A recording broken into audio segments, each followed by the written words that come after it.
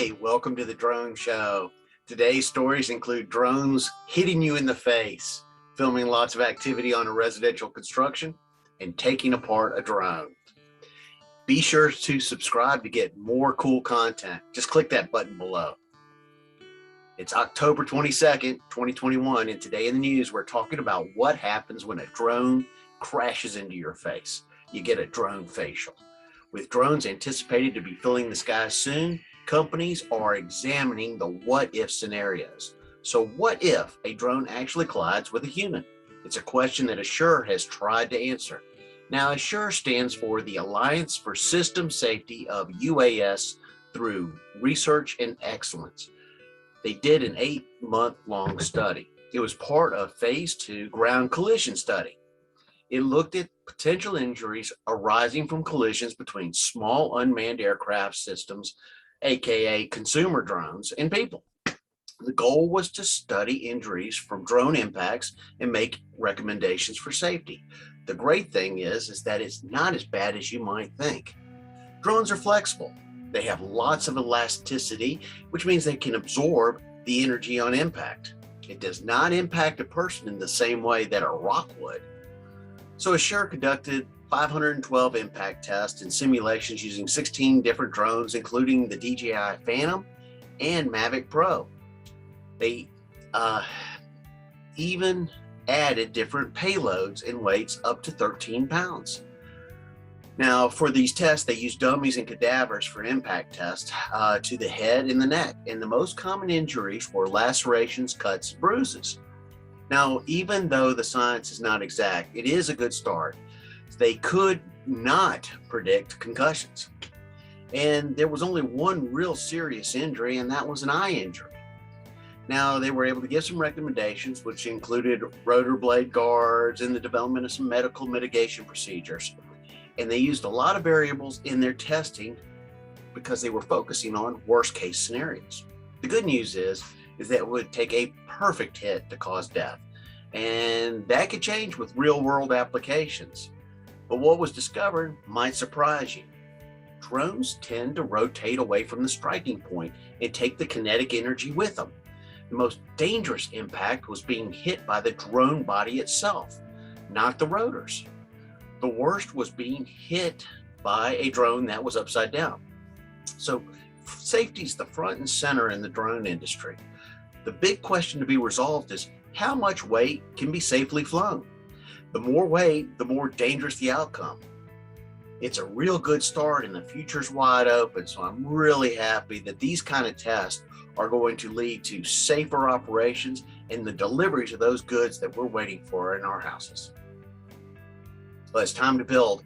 It's 500 flights and counting. If you love construction and drones, this is for you. We filmed the construction of a residential home for both the ground and the air over a 10-month period. So let's see what's happening today. Today is going to be episode 14, lots of activity. Today was a great day to fly because there was a lot of activity on the property. I took the drone up and hovered it to observe the installation of the second floor decking. It was like they were putting a puzzle together. They were installing the flooring and then cutting off the excess edges. I used waypoints to shoot the photographs to stitch together for cool time lapses. I had two primary positions for the time lapse shots. One was to the left of the home and one was off of the rear. Because I was constantly in the air this day, I was able to capture shots that I might have missed during the basement and first floor frame. They were putting together the frames for the second level. They were adding the exterior siding, and then they were cutting the windows out. It was a really pretty neat process to watch overall. When the walls were ready, they pushed them up, and then they used the nail support beams to put them into place so that they were secured. This was the time I had to make some additional decisions. The question arose again, do I need to film this entire process? I figured I would get what I could and I wouldn't worry about what I missed. So overall, I had finally gotten to the point now where I was very satisfied with everything that I was capturing, and I was capturing a lot. Today is Friday's flight time. Today we're going to have some fun. we're going to take apart a crashed drone. We're going to take apart my Hubsan X4 107. Now, the internal components of a Hubsan X4 107 are, you got your flight controller, your power cable, your transmitter, your camera, your LED lights, and wires. There's really not much to it. So let's get started. First, we're going to remove those propellers.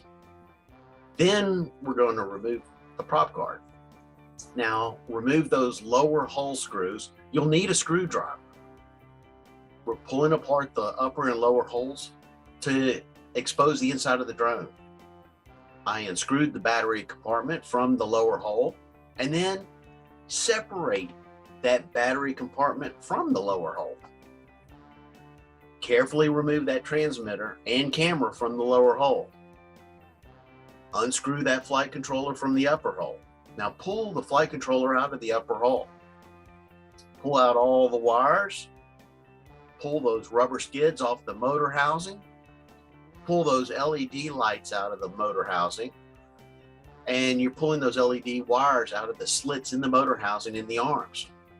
Now, cut the wire from the flight controller to the motors and find that hole in the frame of the motor housing. Now, hint, it's on the bottom of the motor housing, closer to the center of the hull. Now push those motors out of the motor housing. I used a screwdriver. Separate the flight controller, transmitter, and camera from the outer hull. And now you have those internal components again of the Hubsan X4 107. Flight controller, power cable, transmitter, camera, LED lights, and wires. There's really not much to it, is there?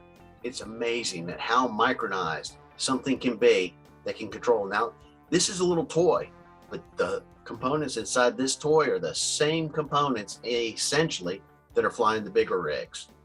If you get yourself a toy, take it apart, see what's in it. Have fun. Thanks for watching the Daily Drones Show. Be sure to subscribe to get some more cool content.